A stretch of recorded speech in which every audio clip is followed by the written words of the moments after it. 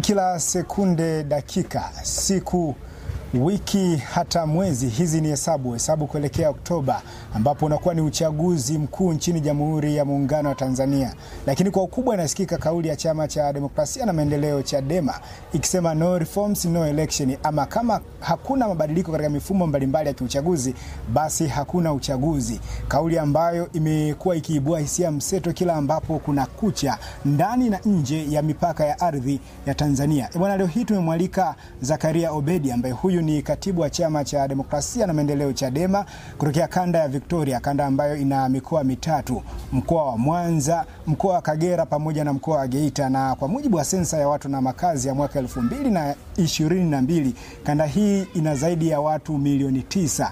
Bwana, tumemwalika hapa kwa ajili ya kwenda kujibu mambo mengi, maswali yote ambayo wewe upo nayo kuhusiana na masuala mazima ya watu ambao wamekuwa wakipotea. Utakumbuka kwenye kanda hii kuna Amani Manengelo, haeleweki mpaka leo hii yupo wapi.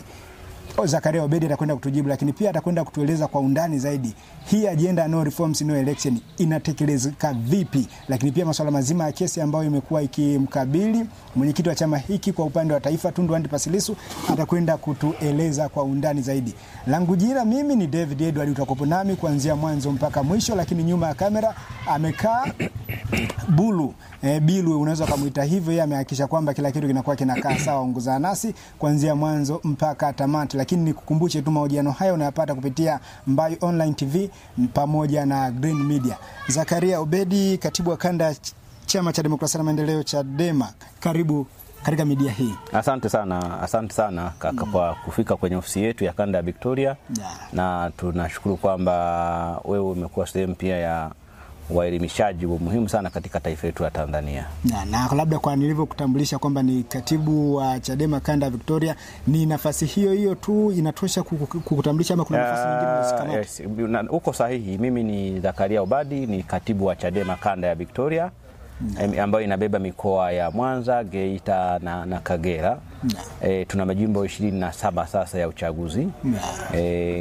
Mkoa wa Mwanza ukiwa na majimbo 9 ya uchaguzi.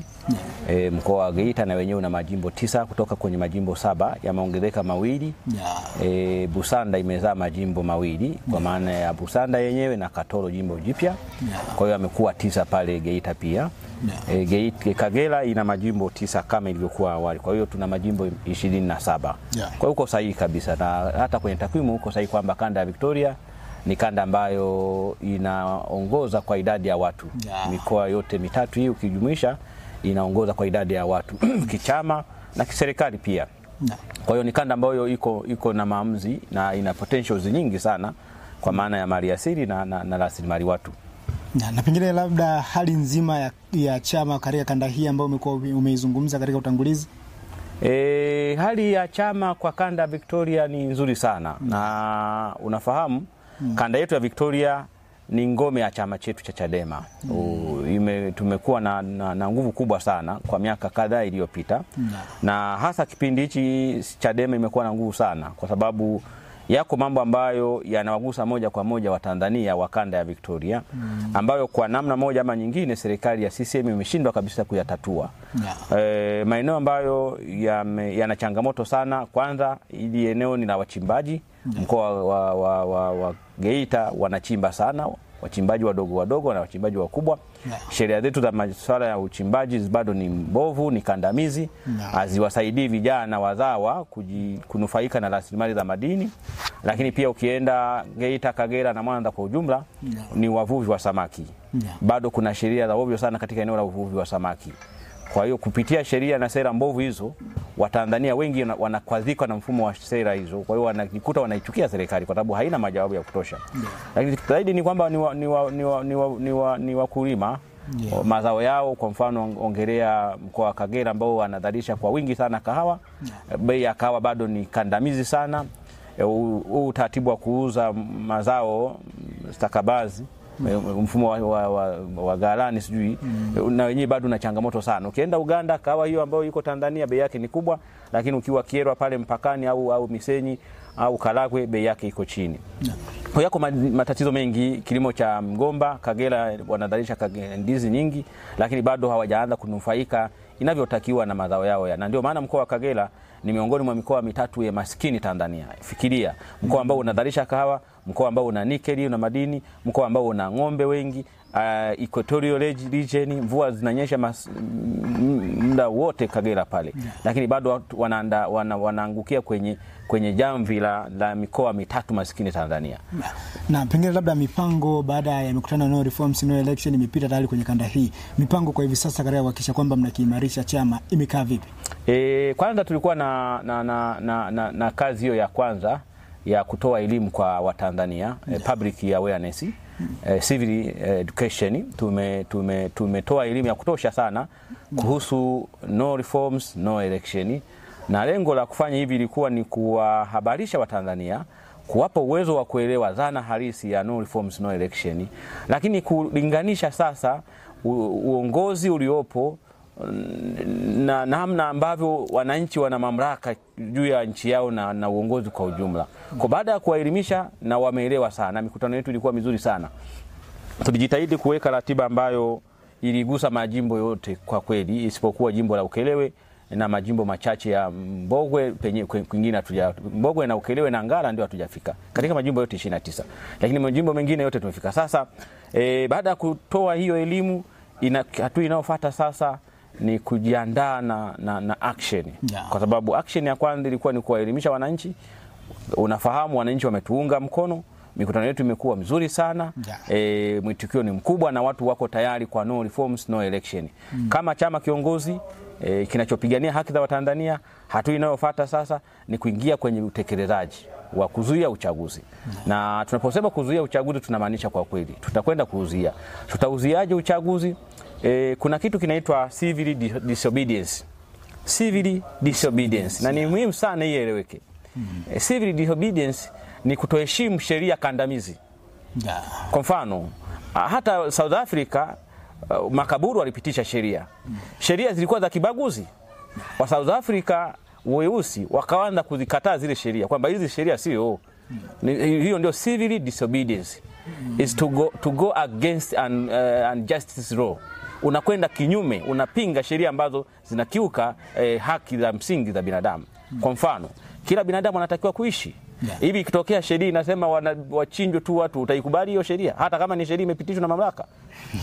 So ni civil disobedience. Tunaingia sasa kwenye hatua ya muhimu sana na ndio tunaanza kuifundisha kwa watu. Civil disobedience. Tunawafundisha watu wetu wakatae kwa vitendo. Ni pamoja na hata kugomesha watu. Kugomesha kuna aina nyingi za kugomesha. Kwa mfano, kuambia watu wasiende kupiga kura. Wanaohusika na mamlaka na shughuli ya upigaji wa kura tunawazuia.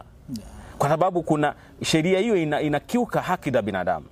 Haki ya binadamu kwa mujibu wa taifa letu ni kwamba sisi tuna haki ya kuchagua viongozi.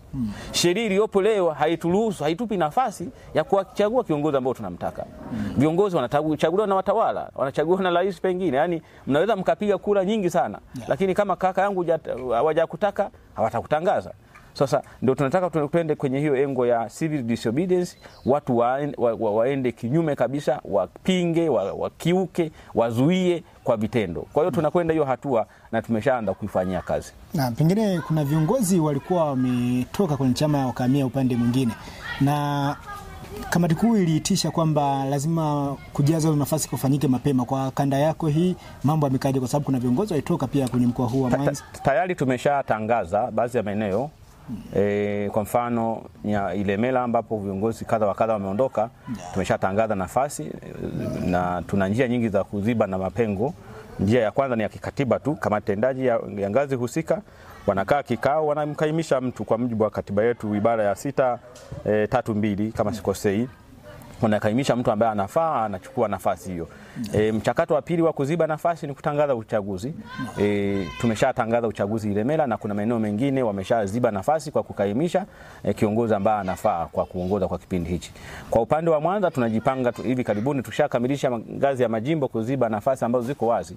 Tutatangaza sasa uchaguzi wa mkoa wa Mwanza ambapo kuna gap la mwenyekiti wa mkoa wa Mwanza pamoja na nafasi zingine ambazo zipo. Kwa hiyo na hili naomba niliweke wazi. Wakati fulani tunapitishwa kwenye majaribu ambayo yanatutibu.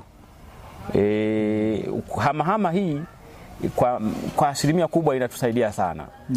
Mnapokuwa kwenye chama hasa vyama vya upinzani, serikali inajitahidi sana, huwa inajitahidi sana kupandikiza mamluki wasaliti ambao wanajifanya kama Chadema, kumbe wana kazi zao maalum. Wengi ambao wamehama ni watu ambao tulitamani kwa kweli. Tulikuwa tunajuta kwa nini ni viongozi. Walikuwa tunajua kabisa hawa ni mamluki. Unakuta kiongozi mkubwa kabisa, kwa mfano wa ngazi ya mkoa, hawezi kujitambulisha kwamba mimi ni mwenyekiti wa mkoa wa Mwanza au ni mwenyekiti wa jimbo au ni hawezi kujitambulisha. Kwa ukimfuatilia unaona kwamba huyu ni mtu ambaye anatumika kwa nia ovu kwenye chama. Sasa bahati nzuri wamekimbia, na sisi kwetu tunaona ni tiba kwa kweli. Na viongozi wengi ambao wametoka ndani ya Chadema, kuna maneno kwamba wametumwa kama ambavyo nasema, lakini pia kuna wengine wanasema kwamba wamepewa pesa labda na upande mwingine ili kusudi waweze kukimbia wasaliti nyie. Labda sasa chama kinajipanga vipi kuhakikisha kwamba kinakuwa na wanachama pamoja na viongozi wazalendo, hata inapotokea wanarubuniwa pengine wasijaribu kukisaliti chama kama ambavyo imetokea katika kipindi hiki? Kundi kubwa limeondoka afu na madai ni hayo. Cha kwanza tutajitahidi kuelimisha kadri inavyowezekana, watu wetu watuelewe. Pili, tutajitahidi kuchuja zaidi viongozi. Tunapotaka kupata viongozi tufanye vetting ya kutosha, tujiridhishe kwamba huyu mtu kwa kweli ana nia njema na taifa letu. Na tatu, kwa kweli ni vigumu sana kuwajua watu mioyoni. Ni mapitio haya tunapitia. Kwa hiyo wale ambao tutafika nao mpaka mwisho wa safari, tutafika nao kwenye struggle hii. Hata akina Mandela walisalitiwa sana kabisa na watu ambao walikuwa karibu nao. Kwa hiyo usaliti kwenye mambo haya upo tu, lakini bahati nzuri ni kwamba usaliti haujawahi kushinda. Hata kwenye Biblia soma habari ya Yesu, alisalitiwa. Lakini bado yeye ndio mshindi mpaka leo. Yuda ambaye alimsaliti, Yuda ni msaliti mpaka leo. Kwa hiyo usaliti upo na hautaacha kuwepo, lakini bado upande wa haki utashinda.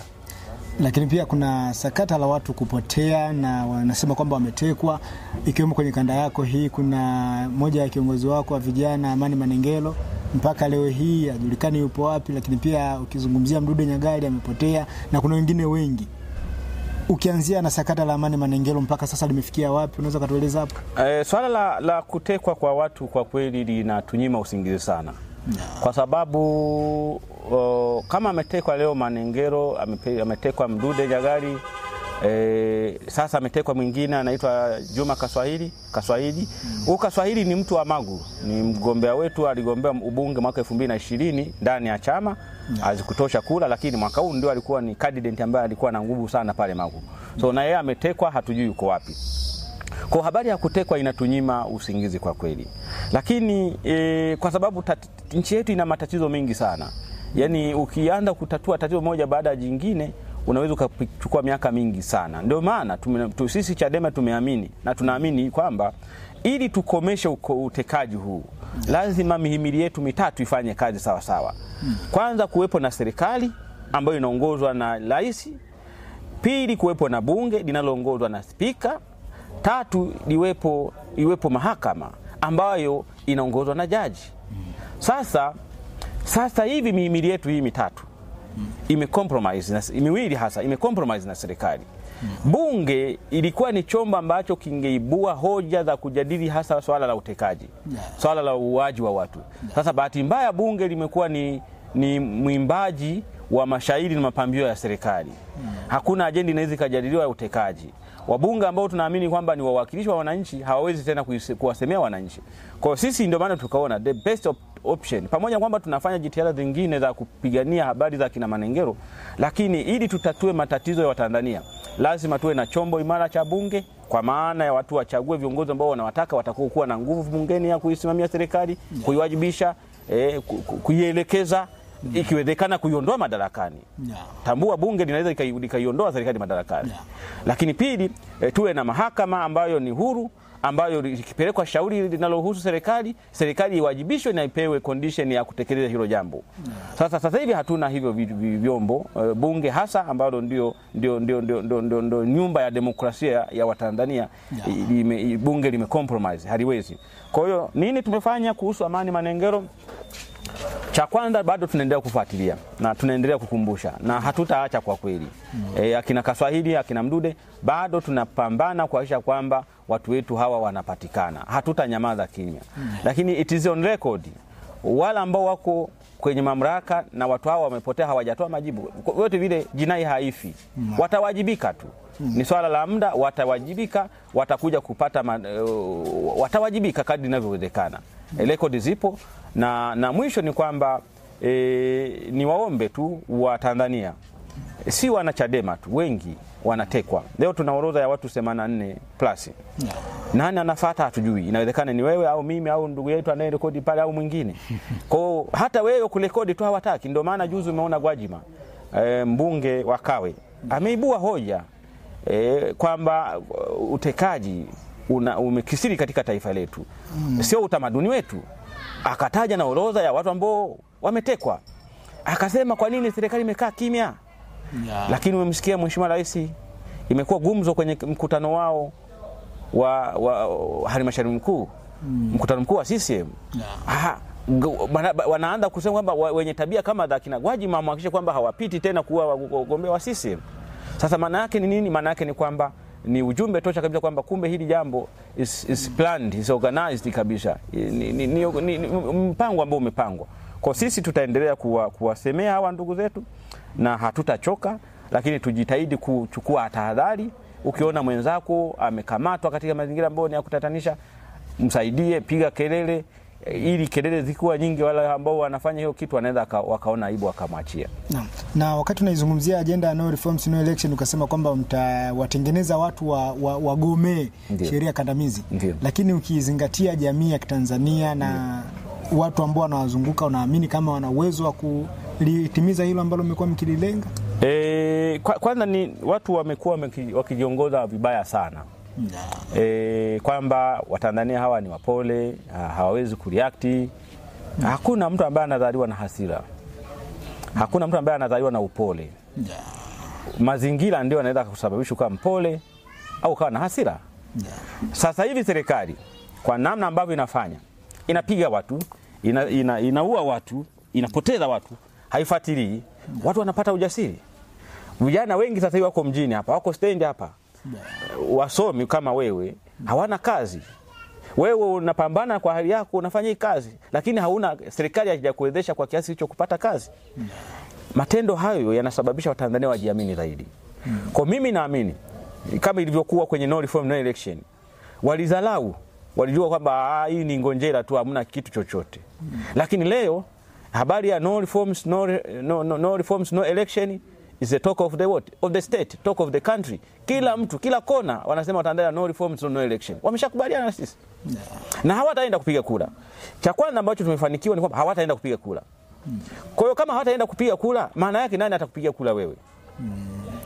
Watakaoenda wachache tutadhibiti. Kwa hiyo tumeshafanikiwa kwamba hawataenda kupiga kura. Yaani swala la kutoenda tumeshalimaliza. Wengi wamesema hatutakwenda kupiga kura. Sasa inafuata hatua ya kuzuia na wale ambao wataenda kupiga kura. Na tunazuia kwa sababu sheria ya uchaguzi ni kandamizi. It is against our justice. Kwa maana Chadema tarehe ya uchaguzi kitangazwa, mtazuia watu wasifike. Sisi tutazuia. Ni kwa mbinu zipi? Civil disobedience. Civil disobedience ziko nyingi sana. Nyingi sana. Labda sasa kuna tarehe 16 mwaka huu kupitia ukurasa wako wa X, zamani Twitter, uliandika chapisho ambao naweza nikalinukuu labda kama utaruhusu. Karibu. Sema kwamba Mzee Mboya aliyehudumu mwenyekiti kwa zaidi ya miaka 20 ni mjumbe wa kudumu wa kamati kuu. Mzee Mboya ni muasisi wa Chadema. Nafasi hizi mbili katika chama zina heshima kubwa. Na ukasema kwamba kuna tetesi kwamba amestaafu siasa. Kwa uelewa wangu, muasisi wa kweli hawezi kustaafu uasisi wa kweli. Na aya ya pili ilizua gumzo kwamba muasisi wa kweli hawezi kusaliti uasisi wa kweli, na kwamba ni kama ulisema aya ya juu ukasema kwamba Mboya ulivyosikia ni kwamba ameacha siasa, lakini aya ya pili ukasema kwamba muasisi wa kweli hawezi kusaliti uasisi. Na watu wengi sana walipata maoni mbalimbali akaona kwamba mbona kama bado unaendelea kumkandamiza aliyekuwa mwenyekiti wa chama, kwamba sio muasisi. Wewe ukiwa baba unaweza kukoma kuwa baba? Na kwa baba huwezi kukoma. Ukianzisha jambo itafutika historia kwamba ulianzisha. Na haiwezi kufutika. Kwa nini ulianzisha jambo alafu useme kwamba mimi nimeachana na hii habari? Labda sasa Mboya amesema kwamba yeye anataka kutulia siasa, ila Chadema anaenda kwa Chadema. Iko hivi. Kama jambo umelianzisha vizuri, uwezo ukasema niliache hivi vile teketee. jambo ambalo umelitengeneza kwa mikono yako, kwa akili yako, kwa maarifa yako, kwa nguvu zako, uwezo kaliacha hivi hivi teketee. Na ndio maana Mwalimu Nyerere ndio waasisi wa taifa hili, baba wa taifa. Alistaafu rais kwa kustaafu yeye mwenyewe, lakini bado tuliendelea kumtumia mpaka alipotwaliwa na Mwenyezi Mungu. Duniani kote pioneers founder wao wanabaki kwenye rekodi ya kutekeleza majukumu yao. Utaitwa kwenye kikao, utapewa nafasi ya kutoa busara. Sasa mimi niliandika hii Twitter kwa sababu kulikuwa na mambo mengi, lakini nilimaanisha kwamba mwenyekiti Mbowe bado ana majukumu kwenye chama hiki. Hawezi akastaafu. Atafuatwa, hata kama hataki, atafuatwa na watu watamtaka ushauri wake. Tutakwama mahala fulani, tutataka tushauri. Yeye ndio muasisi wa chama hiki, mwanzilishi wa chama hiki. Na ndio tunaye sasa, wamebaki wachache. Tuna bahati kwamba yeye bado yuko hai. Kwa hiyo bado tunaendelea kumtafuta. Kwa hiyo hawezi kabisa kusema kwamba mimi nimestaafu siasa. Ataendelea kutumika tu. Na pengine labda unakiri kwamba Mbowe alikuwa ni kiongozi bora, na labda kuna kitu gani pengine umejifunza kutoka kwake? Kwanza iko hivi, hakuna aliyewahi kusema Mbowe hakuwa kiongozi bora. Na hii uchonganishi umekuwa ukifanywa sana vibaya na watu wengine. Mbowe alikuwa ni kiongozi bora sana. Na bado ana heshima yake kwenye chama. Lakini zama zinabadilika, nyakati zinabadilika. Leo Marekani wana rais wa 46 sijui 246 wanabadilisha kila siku. Leo yuko Trump, kuna kipindi ataondoka. Alikuwepo Joe Biden, ameondoka. Tanzania tumeanza na Nyerere, tukaja na Mwinyi, tukaja na Mkapa, tukaja na Kikwete, tumekuja na Magufuli, ameondoka. Tuko na Samia. Sasa kwani akiondoka ndio amekuwa kiongozi dhaifu? Au akipumuzishwa? Kwa sababu kuondoka kuna aina mbili. Kuna kupumuzishwa au kuondoka kwa hiari. Mbowe aliingia kwenye kura akazidiwa kidogo. Haimaanishi kwamba ni mdhaifu. Miaka 23, 22 aliyohudumu au 21 ni mingi sana. Kwa hiyo zama zake zilikuwa zimeshafika na yeye mwisho kwamba waachie wengine, ndio kukua kwa taasisi kwenyewe. Kwa hiyo hakuwa mdhaifu. Na kushindwa sio udhaifu. Of course. Kushindwa sio udhaifu. Ni kwamba mmezidiana sera, mwenzako ameeleweka kwa kipindi hicho. Inawezekana pengine akija kugombea tena baadaye anaweza akashinda. Bahati nzuri katiba yetu haina ukomo kwamba ukishakuwa mwenyekiti uruhusiwi tena kugombea, anaweza akarudia tena baadaye. Kwa hiyo kipindi hichi wa Tanzania na wanachadema walikuwa wanamtaka nani? Lissu. Kwa sababu mwenyewe amekisha hudumu. Na unapokuwa kiongozi, kwa mfano mimi ni katibu wa kanda Victoria. Akitokea mwingine akataka akaitamani nafasi, watu watatamani zaidi kupata kitu kingine kipya. Waone kitu kingine kipya, labda ana vitu vingine huyu. Mimi nishaniona, washaona huo bado uwezo wake uko hivi. Kubadilisha mamlaka, kubadilisha uongozi, exchange of power ni jambo la kawaida na sio udhaifu. Na labda tofauti ya Mbowe na Tundu Lissu katika masuala mazima ya kiuongozi unaweza kuelezea vipi? Wako na tofauti kwa kweli. Tofauti, kwanza tofauti zenyewe zinasababishwa na mambo yafuatayo. Moja, muktadha wa sasa hivi. Siasa za sasa hivi zikoje? Pili, kaliba ya kila mtu. Kila mtu ana kaliba zake. Na tatu, matukio ambayo yapo sasa hivi ya kisiasa. Sasa ukimwangalia Mheshimiwa Lissu ni mwanasheria. Yeye anapeleka mambo kisheria zaidi. Anaamini kama imeandikwa hivi iwe hivyo. Hakuna namna ambayo unaweza kubadilisha. Mbowe alikuwa ni mwanadiplomasia, mazungumzo kidogo na vitu kama hivyo. Lissu naye anataka mazungumzo. Lakini anataka mazungumzo ambayo sio ya uongo. Kwa hiyo ni viongozi ambao hawana tofauti sana, lakini wana tofauti kwa maana ya mazingira. Sasa hivi siasa za hivi zimebadilika sana, tofauti na nyuma. Ukinipima leo mimi na katibu aliyopita ni tofauti, kwa sababu kwanza nalazimishwa kufanya siasa namna hii kulingana na mazingira ambayo tunayo sasa hivi.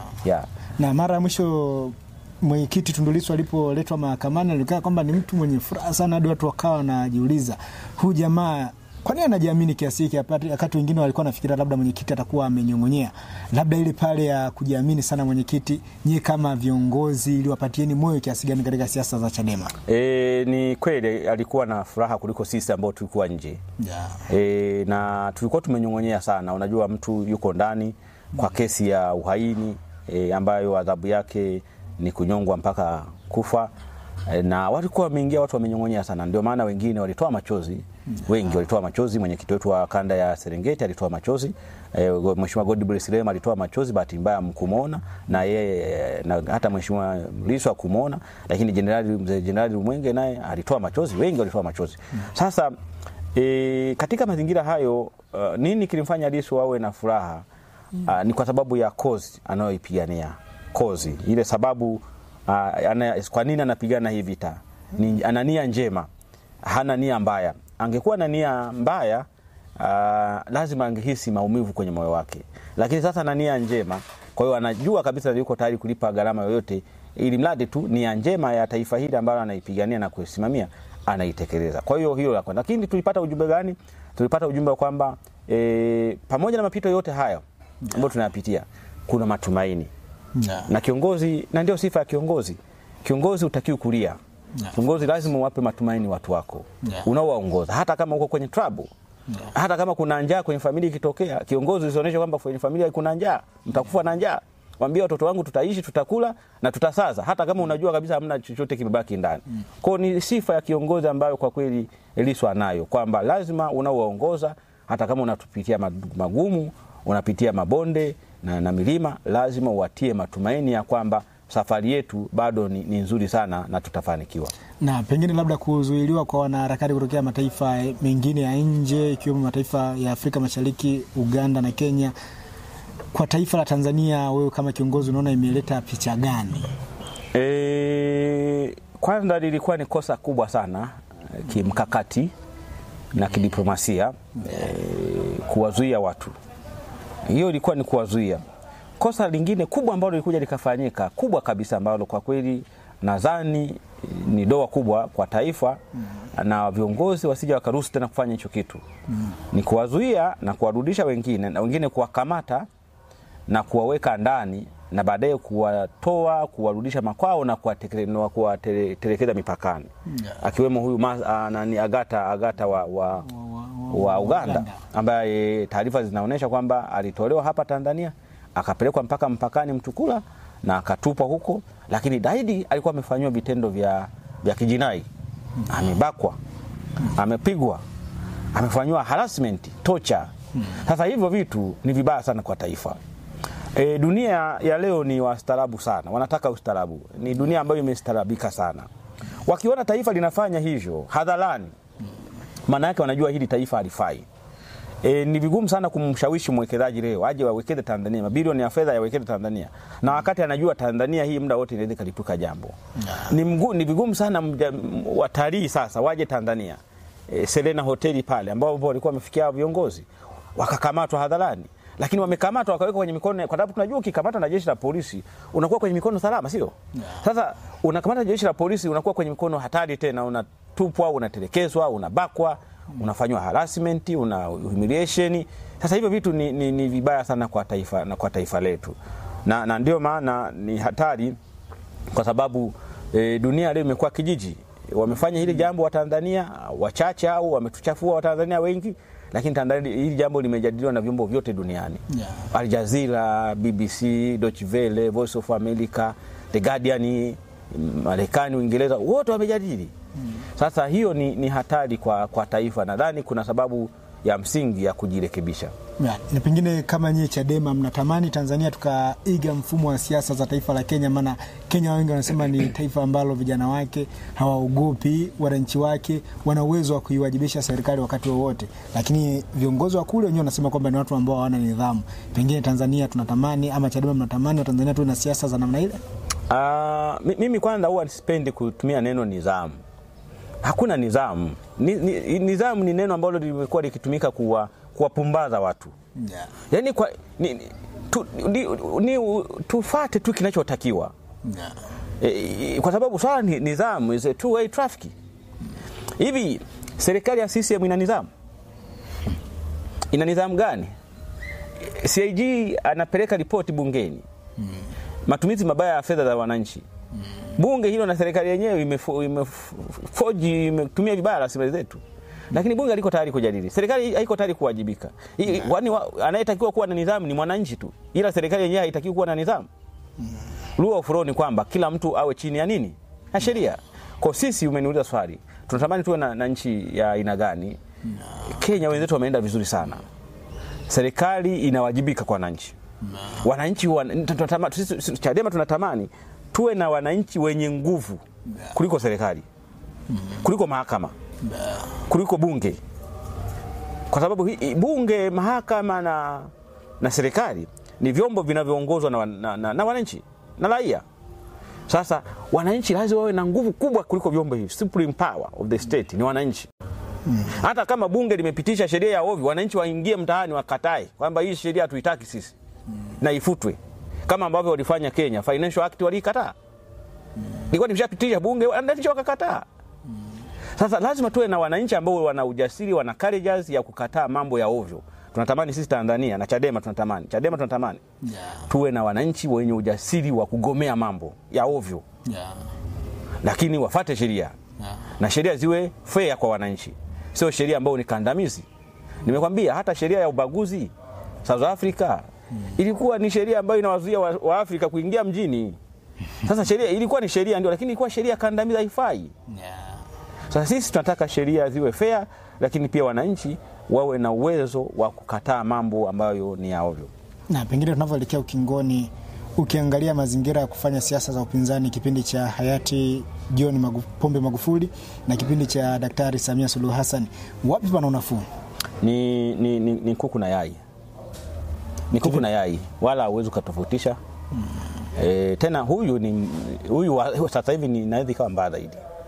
Sasa hivi ni mbaya sana kwa sababu mambo mengi sana.